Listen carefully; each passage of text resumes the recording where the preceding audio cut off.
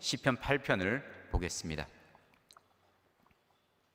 시편 8편은 다윗의 시 영장으로 깃딧에 맞춘 노래라는 제목을 가지고 있습니다. 연주의 지휘자를 뜻하는 말인 영장이라는 단어가 사용된 것에서 알 수 있듯이 오늘 본문은 공식적인 자리에서 연주되고 불리우던 노래입니다. 그렇지만 깃딧이라는 말은 그 정확한 뜻을 알 수 없고 다만 어떤 악기의 이름이거나 특정한 리듬을 뜻하는 것으로 추정됩니다. 깃딧이란 단어의 원형이 블레셋의 대표적인 성읍 가운데 하나였던 가드 사람을 지칭하는 단어와 동일한 것으로 보아 원래 가드에서 사용되던 악기이거나 가드 사람들이 즐겨 연주하던 리듬을 가리키는 것으로 보기도 합니다. 1절 한 절을 함께 읽겠습니다. 여호와 우리 주여, 주의 이름이 온 땅에 어찌 그리 아름다운지요, 주의 영광을 하늘 위에 두셨나이다. 다윗은 밤 하늘을 올려다 보았습니다.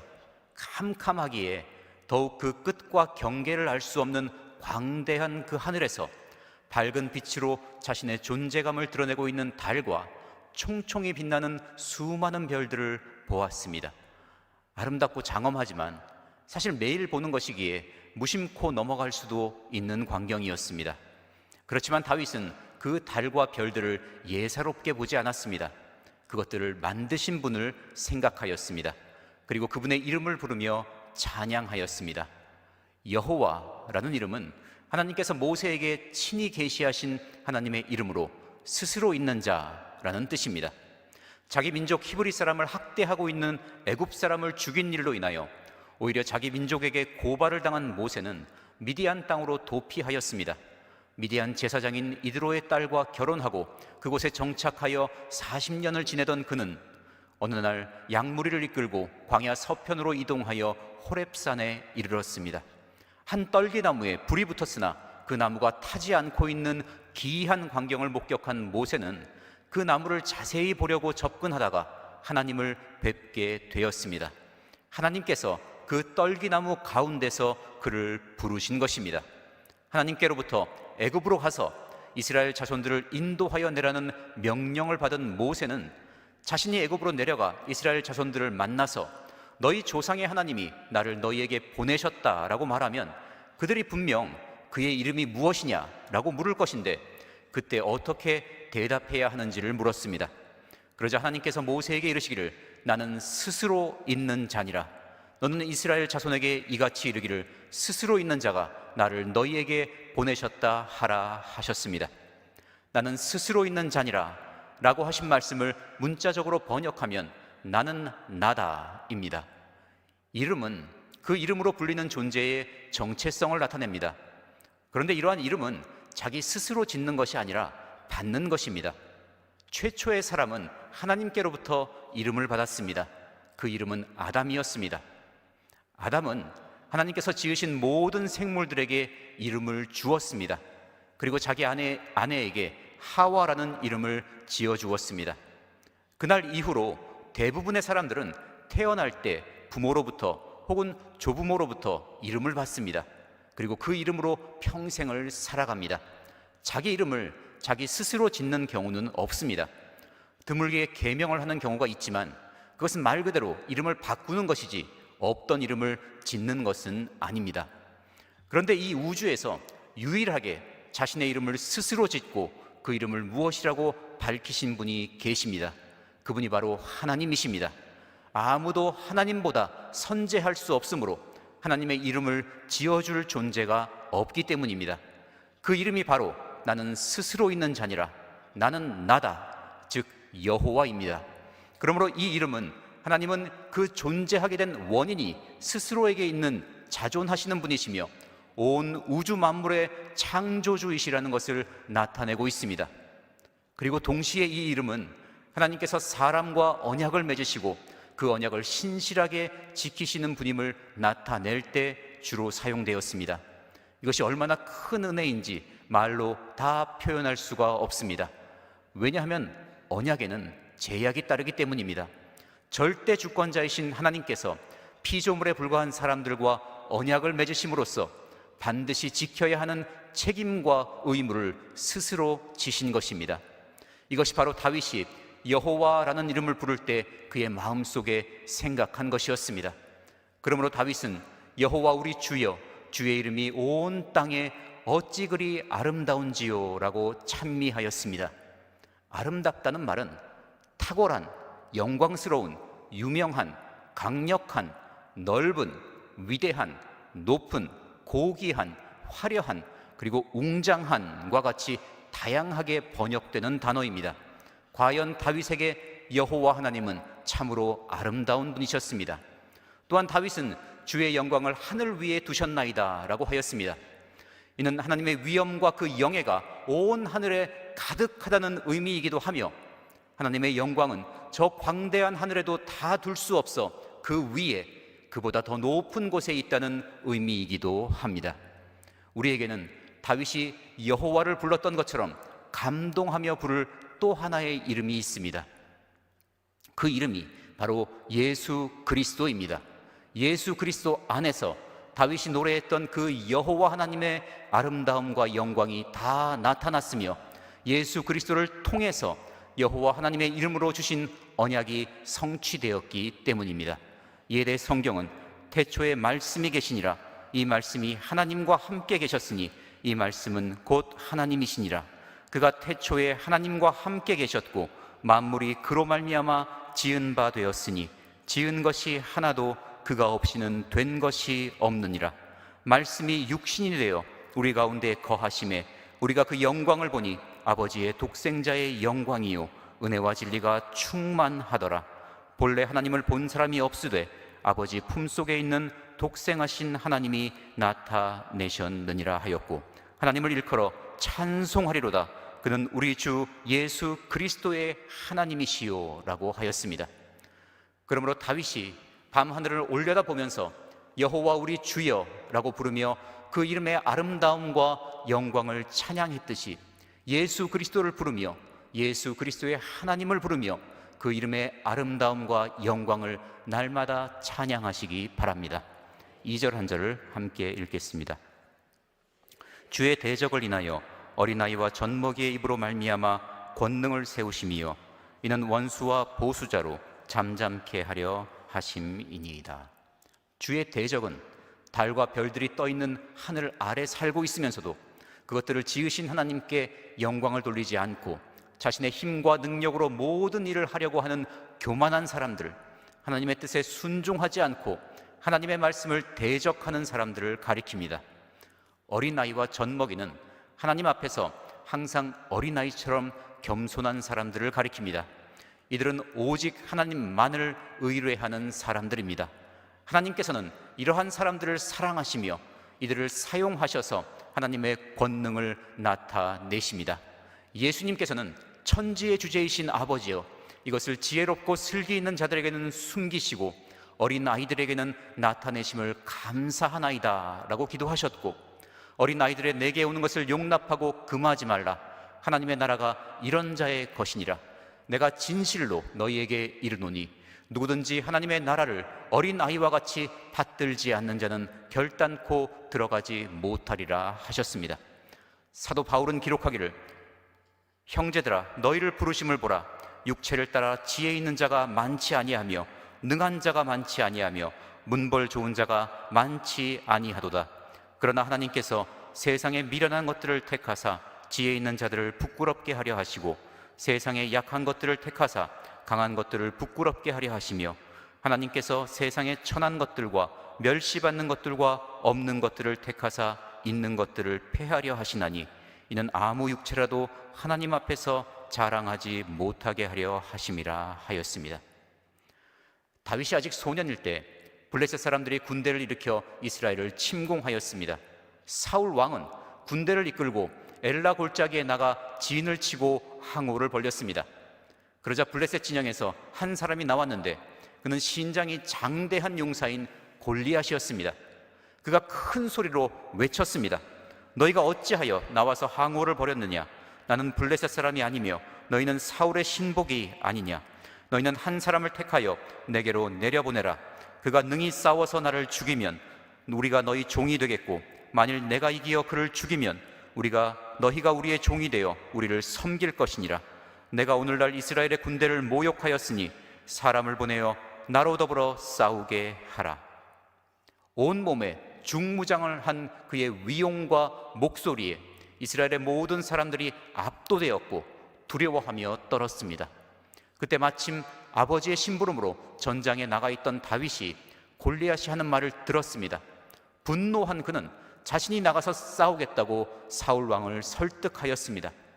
마침내 왕의 허락을 받은 그는 사울 왕이 내려준 왕의 군복과 투구와 갑옷을 입고 칼을 찼으나 오히려 불편하여 그것을 다 벗고 자신의 원래 복장을 입었습니다. 그도 그럴 것이 골리앗만큼은 아니지만 사울 왕도 보통의 사람들보다 머리 하나가 더 큰 장신이었기 때문입니다. 원래 입고 있었던 목동의 그 평범한 옷을 입고 손에 막대기를 가지고 시냇가로 내려가 매끄러운 돌 5개를 골라 주머니에 넣은 그는 이스라엘 진영에서 나와서 블레셋 진영 쪽으로 걸어가기 시작했습니다. 마침내 이스라엘 진영에서 자신과 싸우기 위해 누군가가 나오자 골리앗은 긴장하고 그를 바라보았습니다. 그런데 자세히 보니 갑옷을 입은 용사가 아니라 아직 앳된 소년 하나가 막대기를 들고 나오는 것이었습니다. 자신이 나서서 이스라엘 진영을 향하여 싸움을 도발한 것이 벌써 40일째였습니다. 그동안 아무도 나서지 않고 동요하며 두려워하는 모습이 역력했던 이스라엘 군대에서 한 어린 소년이 나오자 그는 어이없기도 하고 무시당했다는 생각에 화가 치밀어 오르기도 하였습니다.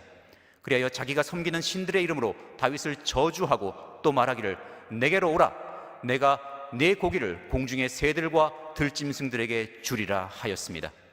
다윗이 이에 응수하여 외치기를 너는 칼과 창과 단창으로 내게 오거니와 나는 만군의 여호와의 이름 곧 네가 모욕하는 이스라엘 군대의 하나님의 이름으로 네게 가노라.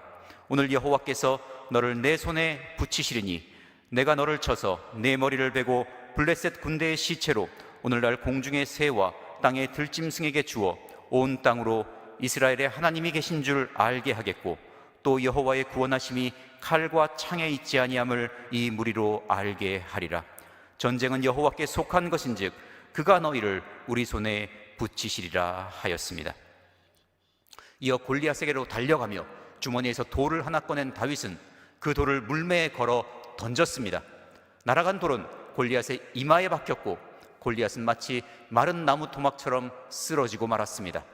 계속 달려서 쓰러진 골리앗에게 간 다윗은 그를 밟고 그의 칼을 빼어서 그를 죽이고 그 머리를 베었습니다. 하나님께서 강력한 블레셋 군대와 장대한 골리앗 앞에서 마치 어린아이와 젖먹이 같았던 다윗을 통해 그 권능을 나타내 보이셨던 것입니다. 우리도 어린아이와 젖먹이 같이 되어야 합니다. 거대한 문제와 강력한 대적 앞에서의 어린아이와 젖먹이가 아니라 하나님 앞에서의 어린아이와 젖먹이가 되어야 합니다. 그리할 때 하나님께서 어린아이와 젖먹이의 입으로 말미암아 권능을 세우신다고 하신 말씀대로 우리의 간구와 믿음의 고백을 통해 하나님의 능력을 나타내십니다. 그리하여 우리로 하여금 하나님을 찬양하며 오직 하나님께 영광을 돌리게 하실 것입니다. 3절, 4절, 2절을 함께 읽겠습니다. 주의 손가락으로 만드신 주의 하늘과 주의 베풀어 두신 달과 별들을 내가 보오니 사람이 무엇이간데 주께서 저를 생각하시며 인자가 무엇이간데 주께서 저를 권고하시나이까. 오늘 본문이 공식적인 제의에서 지휘자의 인도에 따라 불리웠던 노래라는 것에 기반하여 현대적인 감각으로 생각해보면 이 구절은 마치 오케스트라의 음악이 지휘자의 손가락 움직임에 따라서 때로는 강하게, 때로는 약하게, 때로는 빠르게 혹은 느리게, 현란하고 아름답게, 웅장하게, 그러나 완벽한 조화를 이루면서 연주되는 것처럼 하나님께서 두 팔을 벌려 하늘의 악보에 달과 별들을 창조하시고 그 밝기와 크기와 위치를 세밀하게 조종하시는 모습을 연상하게 합니다. 생각하다로 번역된 말은 잊지 않고 기억하는 것을 의미하며 권고하다라는 말은 찾아와 돌보신다라는 의미로 사용된 단어입니다. 사람은 간혹 바쁜 일상에 그 분주함에 치여서 하나님을 잊을 때가 있어도 하나님은 절대로 그 택하신 백성을 잊지 않으시며 맺으신 언약을 항상 기억하십니다. 그리고 곤경에 처할 때와 길을 잃고 헤매일 때뿐만이 아니라 평안할 때에도 손 내밀어 붙들어 주시며 돌보아 주십니다. 아마도 다윗은 목동 시절에 들판에서 양들을 지키면서 아니면 전장에서 밤하늘의 무수한 별들을 보고 자신의 손가락으로 그 별들을 가리키며 세어보았던 적이 있었을 것입니다. 하나님을 모르는 사람들, 믿지 않는 사람들은 하늘의 뭇별들을 쳐다보며 별자리와 허황된 신화를 만들어내었고 지금도 그것들을 이용하여 자신들의 운세를 점칩니다. 그러나 여호와 하나님을 알고 섬기는 사람은 다윗이 그랬던 것처럼 하나님께서 만드신 그 수많은 피조물들을 자신의 손가락으로 가리키며 하나님께서 하나님의 손으로 그것들을 만드시는 장면을 상상합니다. 그러면서 손이 닿지 않는 저 높은 하늘에서 빛나고 있는 천체들을 만드신 위대하신 하나님께서 이 땅에 붙어 살고 있는 나 같은 사람을 생각하시고 돌보아 주신다는 생각에 감격하며 하나님께 영광을 돌립니다. 꼭 달과 별들이 아니어도 좋습니다. 그 무엇이든 하나님께서 만드신 것들을 바라볼 때에 그 안에서 하나님의 지혜와 권능을 발견하고 하나님께 영광을 돌릴 수 있는 사람은 참으로 복이 있는 사람입니다. 바로 그 사람이 하나님께 사랑받고 쓰임받는 어린아이와 젖먹이 같은 사람이기 때문입니다. 5절 한 절을 함께 읽겠습니다. 저를 천사보다 조금 못하게 하시고 영화와 존귀로 관을 씌우셨나이다. 저를 천사보다 조금 못하게 하셨다라는 말씀에서 천사보다라고 번역된 메 엘로힘은 문자적으로 해석하면 하나님보다 혹은 신들보다라는 말이 됩니다. 따라서 몇몇 영어 성경들과 개역 개정판 성경은 이 부분을 하나님보다라고 번역하였습니다. 그러나 구약 성경의 헬라어 번역본인 70인역은 이를 천사들로 해석하였고 한글 개역 성경을 비롯한 일부 번역 성경에서도 이를 천사보다라고 번역하였습니다. 그런데 신약 성경 히브리서에서 이 말씀을 인용하여 예수님께 연관시키고 있는 부분인 2장 6절로 9절을 보면 오직 누가 어디 증거하여 가로되 사람이 무엇이간데 주께서 저를 생각하시며 인자가 무엇이간데 주께서 저를 권고하시나이까. 저를 잠깐 동안 천사보다 못하게 하시며 영광과 존귀로 관 씌우시며 만물을 그 발 아래 복종케 하셨느니라 하였으니 만물로 저에게 복종케 하셨은즉 복종치 않은 것이 하나도 없으나 지금 우리가 만물이 아직 저에게 복종한 것을 보지 못하고 오직 우리가 천사들보다 잠깐 동안 못하게 하심을 입은 자 곧 죽음의 고난 받으심을 인하여 영광과 존귀로 관 쓰신 예수를 보니 이를 행하심은 하나님의 은혜로 말미암아 모든 사람을 위하여 죽음을 맛보려 하심이라 라고 되어 있습니다. 그러므로 본문의 엘로힘은 하나님을 가리키는 것이라기보다는 하늘의 영적인 존재들인 천사를 가리킨다고 보는 것이 더 적절할 것입니다. 여하튼 저를 천사보다 조금 못하게 하시고 라는 말씀은 본문의 문맥과 천사를 인간보다 더 존귀한 존재라고 여긴 당시 이스라엘 사람들의 관념에 비추어 보면 사람을 낮추기 위한 표현이 아니라 천사와 비견될 정도로 존귀하고 존엄한 존재라는 것을 나타내기 위한 표현입니다. 이러한 사실은 영화와 존귀로 관을 씌우셨나이다 라는 말씀을 통해서 더욱 분명해지는데, 영화는 하나님의 속성을 나타낼 때 많이 사용되는 단어이며 존귀 역시 하나님의 위엄과 권위를 나타낼 때 주로 사용되는 단어이기 때문입니다. 6절에서 8절까지 함께 읽겠습니다. 주의 손으로 만드신 것을 다스리게 하시고 만물을 그 발 아래 두셨으니 곧 모든 우양과 들짐승이며 공중의 새와 바다의 어족과 해로에 다니는 것이니이다. 사람을 천사보다 조금 못하게 하시고 영화와 존귀로 관을 씌우셨다는 말씀의 근거와 그 내용을 말씀하고 있습니다. 하나님께서 사람을 다른 모든 피조물과는 구별되는 특별한 존재로 지으시고 그 모든 피조물들을 다스릴 수 있는 능력을 주셨으며 실제로 그 권한을 위임하신 것이 바로 그것입니다. 이에 대해 창세기 1장 26절에서 28절에 기록되기를 하나님이 가라사대 우리의 형상을 따라 우리의 모양대로 우리가 사람을 만들고 그로 바다의 고기와 공중의 새와 육축과 온 땅과 땅에 기는 모든 것을 다스리게 하자 하시고 하나님이 자기 형상 곧 하나님의 형상대로 사람을 창조하시되 남자와 여자를 창조하시고 하나님이 그들에게 복을 주시며 그들에게 이르시되 생육하고 번성하여 땅에 충만하라. 땅을 정복하라. 바다의 고기와 공중의 새와 땅에 움직이는 모든 생물을 다스리라 하시니라 하였습니다. 물론 아담의 범죄로 인하여 사람은 하나님께서 위임하여 주신 그 권세와 능력을 상당 부분 잃어버리고 말았습니다. 자연 환경과 생물들을 일정 정도 다스리고 있지만 동시에 파괴하고 있으며 그것들로 인하여 오히려 목숨을 잃기도 합니다.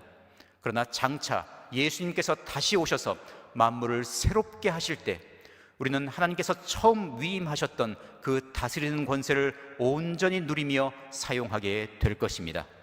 9절 한 절을 함께 읽겠습니다. 여호와 우리 주여, 주의 이름이 온 땅에 어찌 그리 아름다운지요. 이 말씀은 오늘 본문의 시작인 1절 말씀과 똑같습니다. 이는 우리에게 스스로 계시며 온 세상을 창조하신 하나님, 택하신 사람들과 언약을 맺으시고 그 언약을 신실하게 이행하시는 하나님께 감사하며 그 이름을 소리 높여 찬송함으로써 영광 돌리는 것이 우리가 항상 해야 할 일, 우리 삶의 시작이자 끝이 되어야 한다는 사실을 말씀해 주고 있습니다. 그렇게 하려면 다시 말해 다윗처럼 하나님께서 지으신 피조물들을 보며 하나님의 위대하심과 그 이름의 아름다움을 발견하는 신앙적인 감수성과 영적인 안목을 소유하고 그것들로 말미암아 항상 하나님을 찬양하려면 말씀과 성령으로 충만해야 합니다. 그러므로 모이기를 힘쓰고 성령으로 충만케 하심을 항상 구하십시오. 그리하여 여러분이 바라보는 모든 것들이 하나님을 찬양하는 소재와 이유가 되시기를 주님의 이름으로 축원합니다. 기도하겠습니다. 하나님께서 지으신 크고 작은 사물들과 생물들을 보며 하나님의 지혜와 권능과 그 위대하심과 아름다움을 찬양할 수 있도록 저희들을 택하여 구원하여 주신 은혜에 감사드립니다. 날마다 하나님의 말씀을 더욱 가까이 하며 그 말씀 앞에서 어린아이와 젖먹이처럼 낮추며 성령의 충만함을 간구하는 성도들과 함께 하셔서 항상 주님과 동행하며 행하는 모든 일로 주님께 영광 돌리게 하여 주시옵소서. 주님의 이름으로 기도하고 응답받는 체험이 날마다 더욱 다양하고 풍성하게 하여 주시옵소서. 주 예수 그리스도의 이름으로 감사하며 기도합니다. 아멘.